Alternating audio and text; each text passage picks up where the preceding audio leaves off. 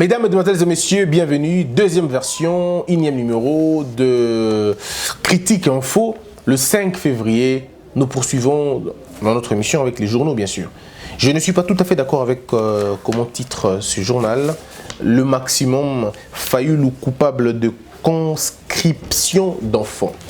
J'estime que le terme est fort et le terme n'est pas vrai. Martin Fayoulou n'a pas enrôlé les enfants.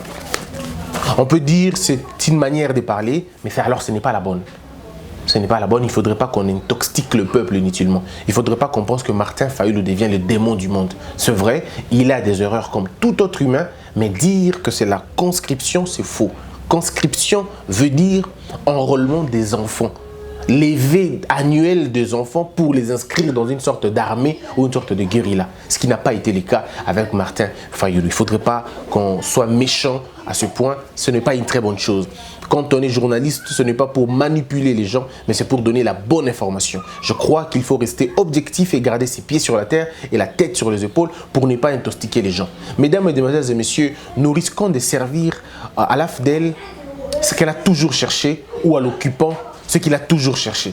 Souvenez-vous d'une seule chose, les gens veulent nous voir divisés, les gens veulent nous voir séparés, parce qu'ils savent que notre faiblesse ne viendra pas de notre incompétence, mais ça viendra de notre division. Quand vous êtes ensemble, vous êtes forts. Quand vous êtes séparés, vous êtes faibles. Le troupeau d'antilopes, ce troupeau est fort quand il est troupeau. Quand les animaux se dispersent, eh bien, ils sont la proie de certains félins. Alors attendez, pendant que nous sommes en train de nous diviser comme ça, à côté, tous les 9 pays voisins ne nous aiment pas. Je peux vous dire la vérité. Et puis, ils n'ont même pas besoin de nous aimer de toutes les façons. Ces gens attendent notre disparition. Chacun attend quelle est la partie qu'il va finalement extraire. Il y a le Rwanda qui jusqu'aujourd'hui scolarise les enfants. Permettez, excusez-moi, il scolarise les enfants. Il dit à ses enfants que l'Est leur appartienne. Est-ce que vous pouvez imaginer ? Il dit à ses enfants, écoutez, l'Est du Congo vous appartient. Et vous devez vous battre pour annexer les Kivu. Mais ça ne tiendra pas, ça ne marchera pas cette procédure. Mais ça peut marcher si nous sommes divisés. La balkanisation tant voulue, tant chantée, les gens pensent que c'est de la blague. Ce n'est pas de la blague. Ça peut être de la vérité. Et encore que nous sommes déjà dans une sorte de balkanisation intellectuelle, une sorte de balkanisation psychologique, si vous voulez, même culturelle. Mais maintenant, il faut arriver à solidifier le Congo, à garder les prérequis que nous avons. Je crois aussi que ce pays mérite beaucoup. Le problème de notre pays, c'est que ceux qui nous dirigent ne sont pas portés par le développement. Non, ça ne les intéresse pas. Et ils sont portés dans des questions politiques qui n'aident pas et qui n'aident en rien. Le jour où on comprendra que le Congo est un trésor, on sortira ce pays du gouffre dans lequel il s'enlise depuis un bon bout de temps. Qu'est-ce qui manque à ce pays pour se développer? Rien. Il manque à ce pays pour se développer des intellectuels vrais, une élite concentrée, une élite sérieuse, une élite qui pense au développement, une élite qui voit son pays en train de mourir et se lève et dire non. Nous avons besoin de journalistes sérieux, pas des fanfarons, pas de spécialistes et de potins, pas de gens qui viennent nous raconter leur vie à la radio ou à la télévision, mais des gens qui donnent la bonne information pour sensibiliser le peuple. Moi, je dis toujours à tous les deux camps qui se fondent aujourd'hui, le camp de la Mouka et le camp de Cash. Je vous dis, mais écoutez, vous avez oublié que le FCC n'est pas parti. Le FCC est là. Vous oubliez que le système Kabila est en train de s'enraciner pendant que vous êtes en train de vous détruire. J'entends ceux qui crient vérité des urnes. J'entends ceux qui crient pouvoir en place. Mais vous allez aller où avec ça? Vous allez aller où avec ça? L'ingouvernabilité va servir à qui? Vos discussions servent à qui? Profitent à qui? Si nous n'arrivons pas à nous entendre aujourd'hui, à qui ça va profiter? Moi, je n'appelle pas à l'union, non, pas du tout. Je n'appelle pas à une union politique, non. J'appelle à une union idéologique. J'appelle à une union de vision. Il y en a aujourd'hui des gens qui disent « Nous sommes contre la tricherie. » Oui, mais qu'est-ce que vous proposez après? Je pose toujours des questions qui n'ont pas de réponse. Dites-moi, qu'est-ce que ça allait changer si Martin Fayoulou était président? Ça allait changer quoi? Comment allez-vous faire pour remporter les 350 députés du FCC? Comment allez-vous faire? Comment il y a eu tricherie qu'au niveau de la présidence, pas au niveau des députations provinciales et des députations nationales? Pourquoi il y a eu tricherie que dans un camp, pas dans un autre? Le problème ici, c'est qu'il ne faut pas nous distraire pour qu'on n'avance pas. Avançons, le problème c'est là. Avançons. Avançons. Quelqu'un m'a dit au téléphone hier, par exemple, il me dit, non, mais Christian, tu prends position. Et non, mais je ne comprends pas. Prendre position, ça veut dire quoi? Dire à Martin Fayulu de mener une politique de l'opposition, je veux dire constitutionnelle, une opposition sérieuse, une opposition institutionnelle, c'est lui donner un mauvais conseil. Que voulez-vous qu'il fasse? Qu'il reste dans la rue, qu'il crie, qu'il pilule, qu'il parte où? Allez-vous prendre le Rwanda? Allez-vous enrôler le Rwanda pour continuer la logique? C'est ça le bon conseil? Le bon conseil, c'est quoi? C'est continuer à boycotter? Oui, boycotter jusqu'où? Boycotter jusqu'où? Tshisekedi a boycotté plus de 7 ans. Ça n'a pas changé? Kabila n'a fait qu'à sa tête, ça n'a pas changé. Il est parti quand c'était le moment de partir. Il est parti quand, comme on le disait à l'époque de Mobutu. Et il y avait le vent. Le vent a tellement soufflé qu'il est parti. Est-ce que nous voulons faire la même chose? La question qu'on doit se poser, que voulons-nous pour ce pays?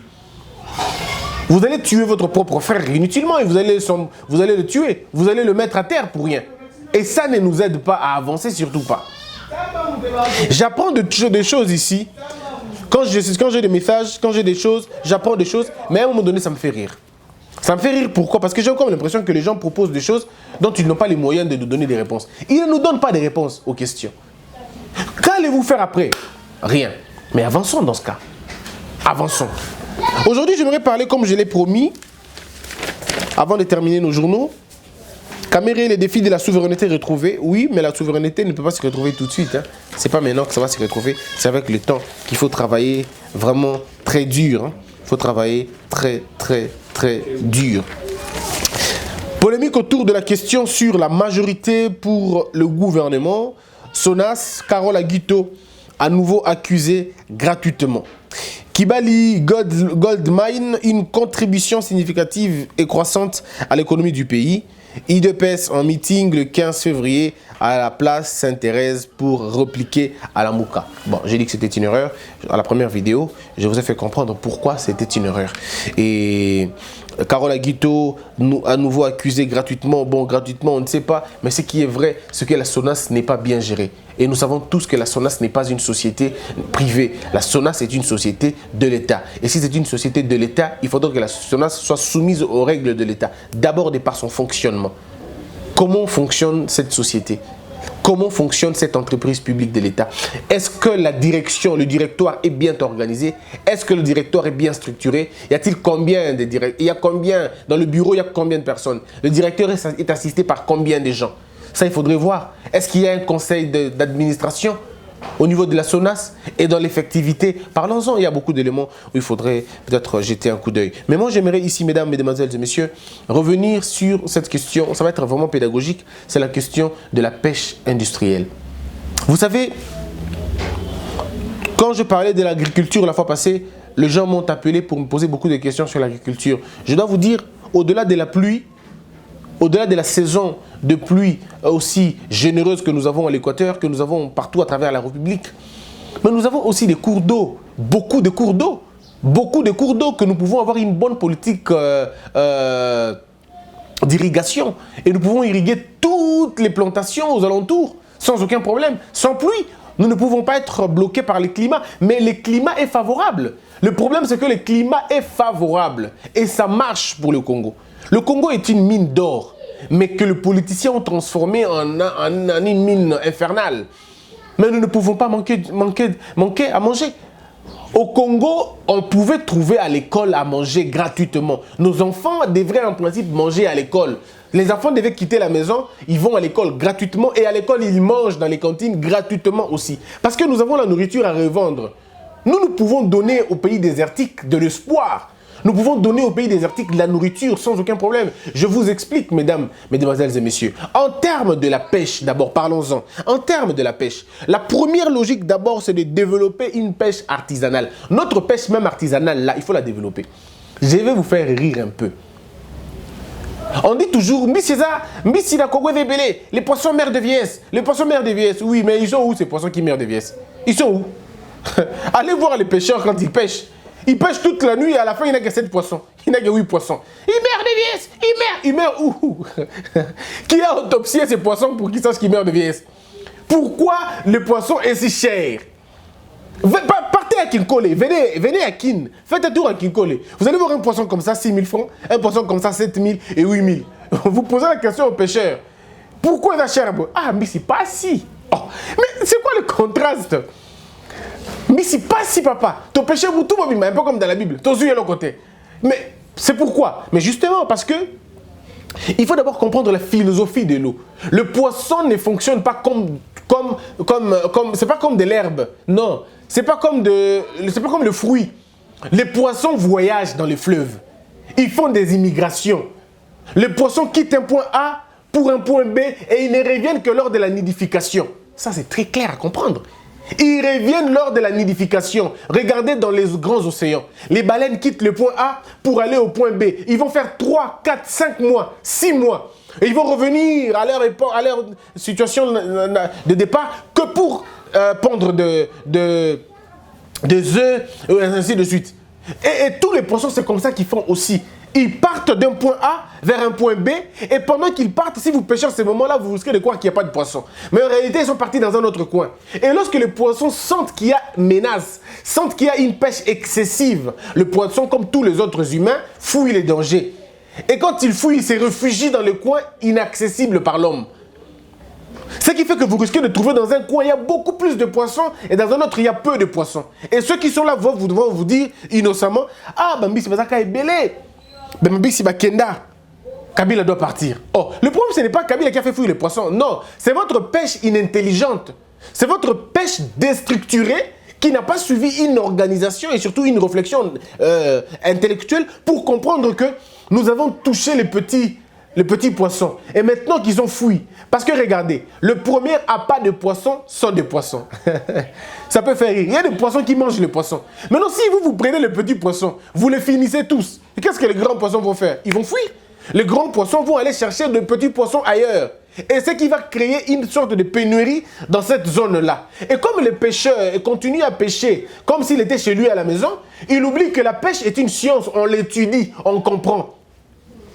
Donc le développement d'une pêche artisanale peut répondre à des questions de la production en termes de pêche. La deuxième question, la deuxième logique, c'est le développement de la pêche industrielle maintenant. Là, nous voyons la présence des chalutiers. Nous voyons la présence d'une politique industrielle de la pêche. Et là, ça intervient. La politique, cette politique se conduit par encore une organisation du circuit commercial. Le circuit national et le circuit international. Le circuit national, c'est dans la consommation, surtout dans la satisfaction nationale, la suffisance nationale. Il faut que le poisson soit consommé au Congo convenablement. Mais comment faire pour réussir à cela? C'est ainsi que les autres pays comme le Mali, les autres pays où l'Égypte, le Maroc surtout, hein, le Maroc et l'Érythrée ont développé la politique de ce qu'on appelle la pisciculture. La pisciculture, c'est un peu comme on dit l'élevage de poissons. Mais pourquoi faut-il élever les poissons dans un pays où il y a beaucoup plus de poissons comme ça? C'est pour maîtriser les cycles. Dans une pisciculture, les poissons sont bloqués. Ils ne font pas l'immigration. Les poissons sont bloqués, ils ne vont pas quelque part. Ils sont condamnés à vivre dans cet espace-là. Ils mettent au monde, ils mettent bas là, ils copulent là, ils mettent bas là, ils mangent là, ils se nourrissent là. En ce moment-là, quand il y a une bonne réflexion de pisciculture, qu'est-ce qui se passe? Vous avez des usines de pêche maintenant. Vous avez des usines de poissons. Par exemple, vous avez ce qu'on appelle pilchard. Je ne parle que de pilchard par exemple. Mais nous pouvons avoir notre propre nom à nous. On peut avoir Pondé. On peut avoir Mayanga, on peut avoir Libongo, on peut avoir Limbongo Compagnie par exemple. Comme le Congolais aime ce qui est en anglais pour que ça donne un peu une bonne impression, on peut par exemple parler de Monganza, hein, par exemple Monganza Compagnie, si ça vous intéresse. Et puis vous avez une usine de Monganza. Pourquoi? Parce que lorsque vous allez servir au marché les Monganza, le Monganza ne va pas finir parce que vous avez une pisciculture de Monzanga. Donc vous avez une spécialité des Monzanga. Les gens auront besoin de manger les Monzanga à temps et à contre-temps parce qu'il y a une sorte de pisciculture. Ça n'échappe pas, ça échappe à la question de climat, à la question du temps, à la question des saisons, à la question des circonstances parce que le consommateur est, je vais dire, il est capricieux. Quand il a besoin de manger les Monganza, vous n'allez pas lui proposer les Mboto. Ça veut dire qu'on peut développer la politique de la pisciculture. Et cette politique de la pisciculture qui peut maîtriser la variété de poissons et leur cycle de production et surtout la qualité, même la quantité. Vous pouvez être prêt à offrir 15 000 poissons au Ghana si le Ghana fait une demande parce que vous avez une pisciculture. Mais avec une pêche simplement artisanale, c'est-à-dire du fleuve ou de la mer, vous ne réussirez pas. Si aujourd'hui les Gabon vous dit nous avons besoin de 25 000 poissons, comment faites-vous pour récolter 25 000 poissons si vous n'avez pas une pisciculture? Il faut avoir une politique de la pisciculture parce que quand on dit on a besoin par exemple de 2700 libongos, vous savez, l'État congolais sait où trouver les libongos. Ah, ils sont à l'Équateur. On va chercher les libongos là où ils se trouvent, on les trouve et on les prend. Donc on doit développer la pisciculture, si vous voulez, pour nourrir le Congolais, leur donner à manger à leur faim. Et les règles de pisciculture sont là, établies, on peut toujours les trouver. Et aussi, au-delà du fait de la pêche, il faut maintenant trouver une industrie de transformation. Comment vendre le libongo? Comment vendre le monganza? Comment vendre le ntoku? Comment vendre le poupou? Comment vendre le mpoka? Comment vendre le mpondé? Comment vendre les mayanga? Comment vendre le nzombo? Comment vendre le ntoku? Comment vendre, je vais terminer par tous les poissons finalement. Comment vendre les mbenga? Comment vendre ces poissons-là? J'en connais beaucoup, ne vous en faites pas, hein, je connais beaucoup de poissons. Comment vendre ces poissons? Parce qu'à chaque poisson, il peut y avoir une industrie propre à chaque poisson. Et c'est des milliers d'emplois qui sont créés. C'est des jeunes qui sont employés. C'est des familles qui sont sauvées et c'est la famine qui est finalement extraite. Voyez-vous le problème? Ça peut aller comme ça. Chaque poisson représente une usine. Et une usine représente des milliers d'emplois.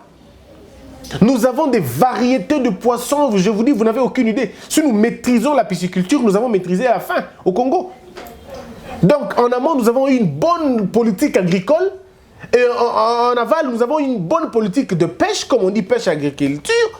Je ne vous ai pas encore parlé de l'élevage, j'en parlerai un autre jour. Mais là, nous sommes au niveau de la pêche et de l'agriculture. Nous résolvons le problème du Congo. On n'a pas besoin de mines, mes frères. Dieu peut fermer les diamants et les mines. Avec notre poisson, avec nos poissons, avec notre terre, nous pouvons nourrir toute l'Afrique.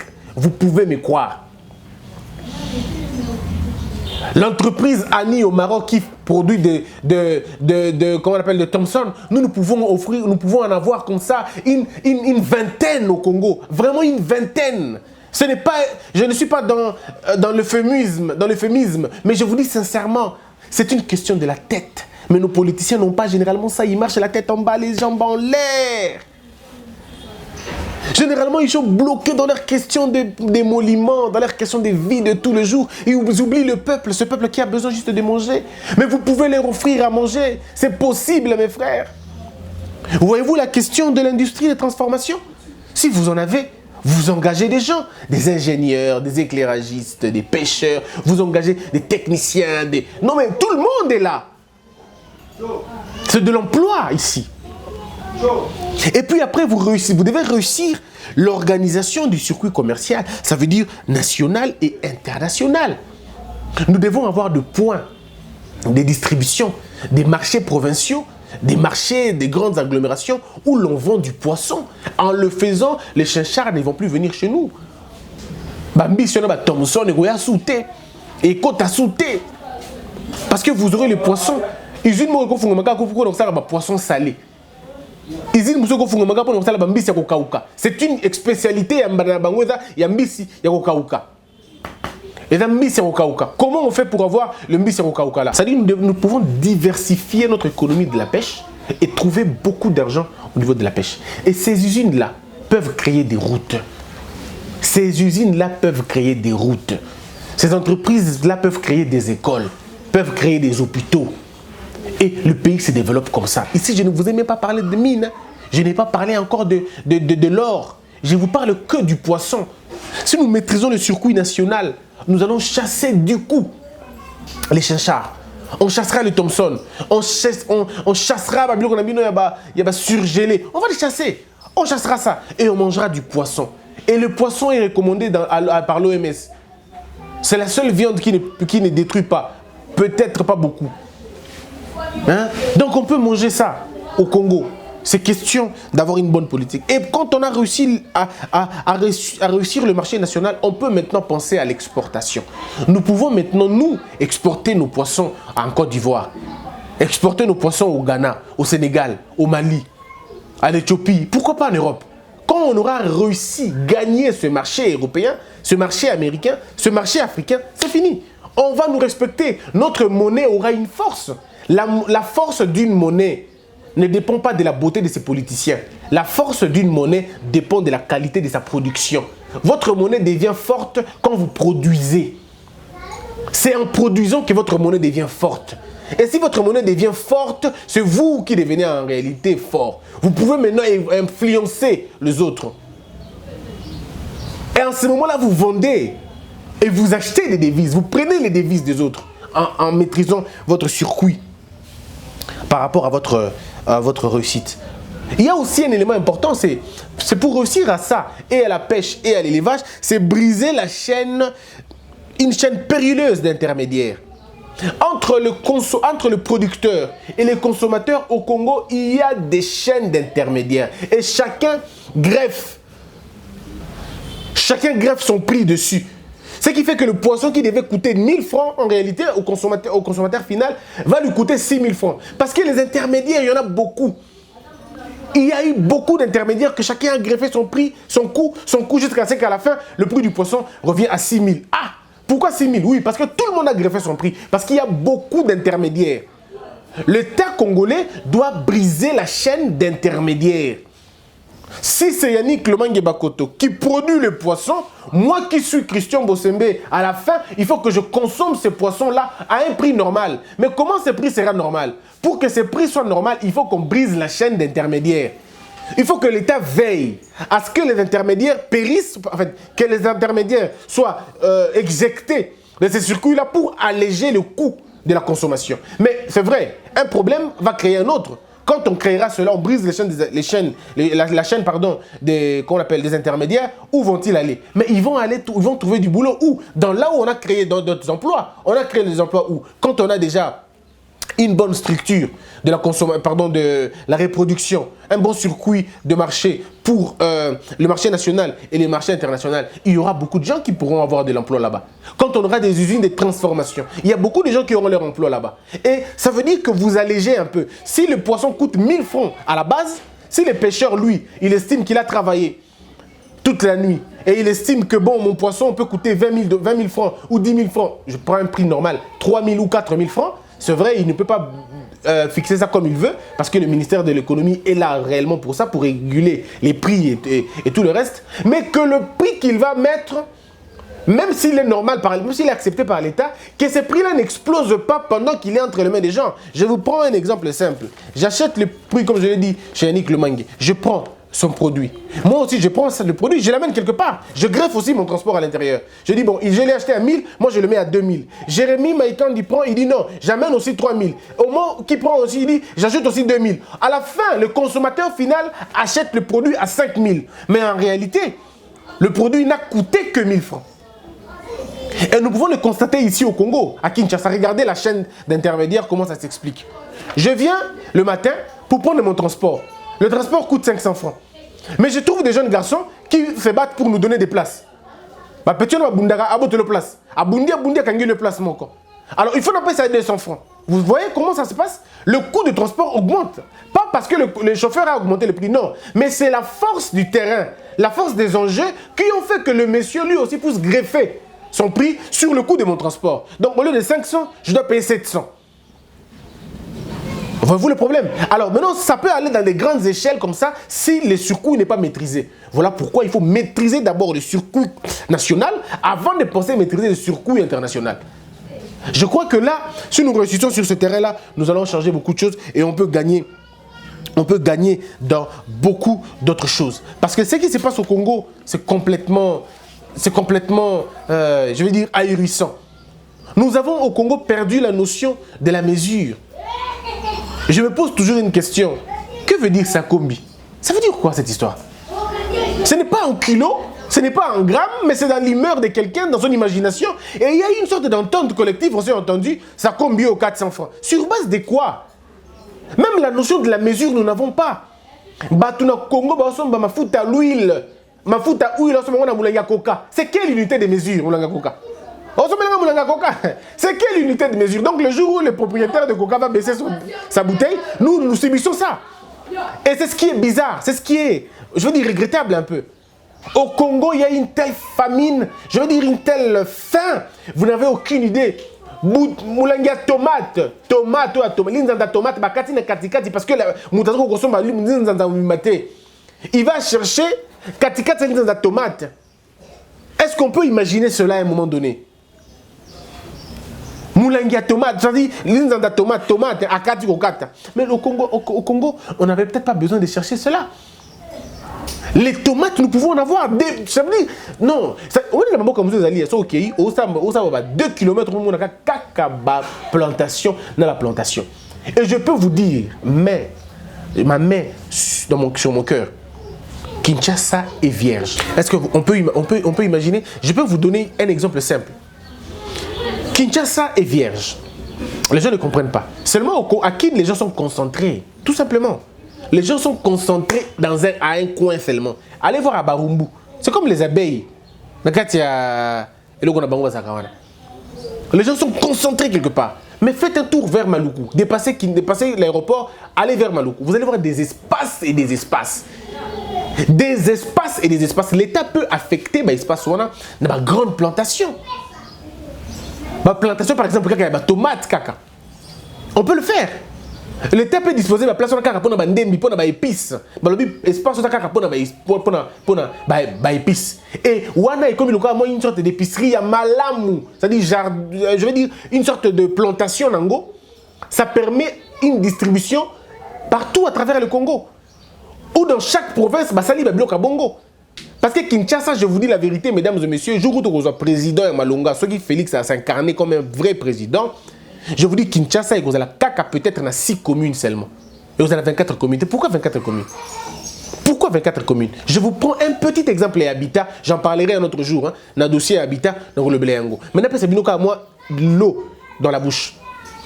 On me dit commune ya Lingwala, commune ya Lingwala, commune ya Barumbu, commune ya Kinshasa, la Tigre de Bandal. 3 communes, on est dans la commune, il y a défaire Yango. Comment vous allez le défaire? Vous prenez construction, il y a, je prends un exemple à Shanghai.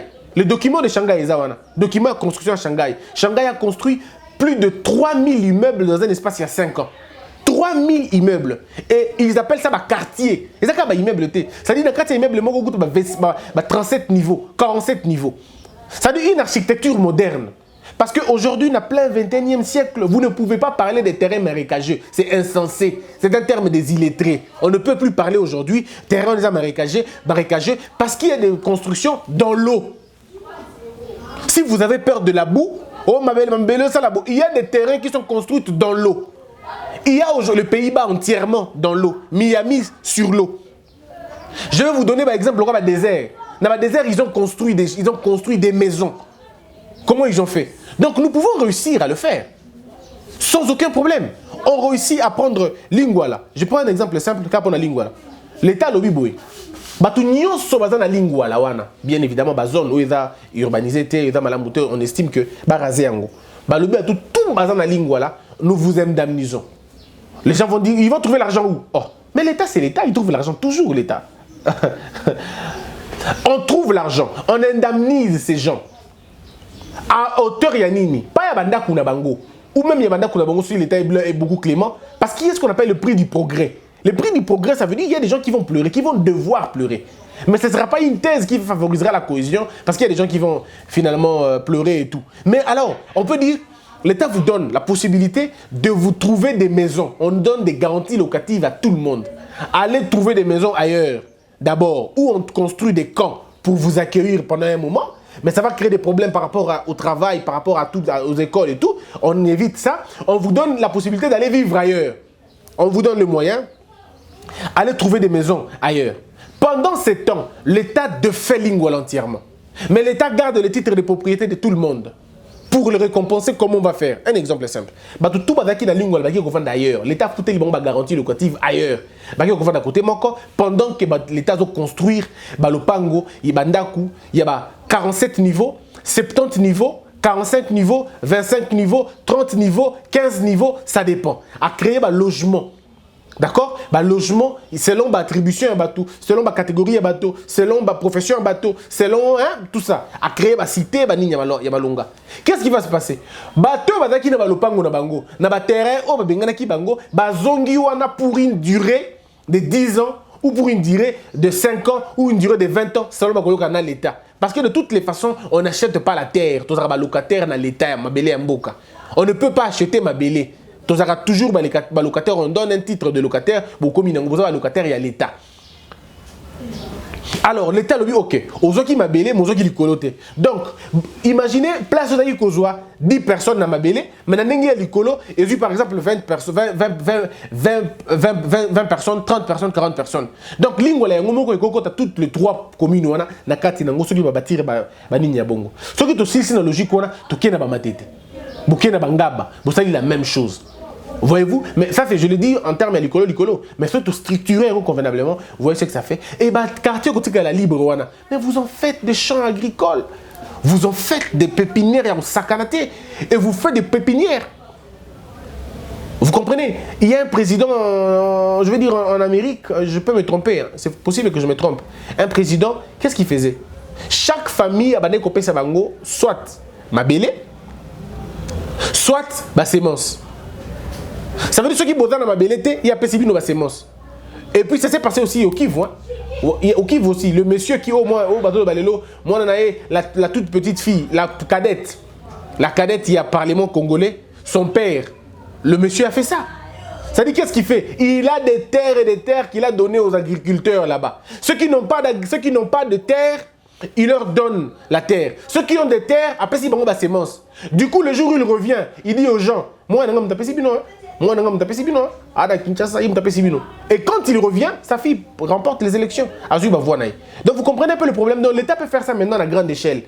Bateau, dans ma belleté, mais dans ma idée, dans ma projet, l'État peut si bango ma belé. Bao bazan na ma belé, bazan na ma difficulté ba sémence, l'État peut si bango ba sémence. Bao bazan na ma difficulté ba ou ya ba nini, l'État peut si bango yango. Et vous changez les choses et ces pays gagnent.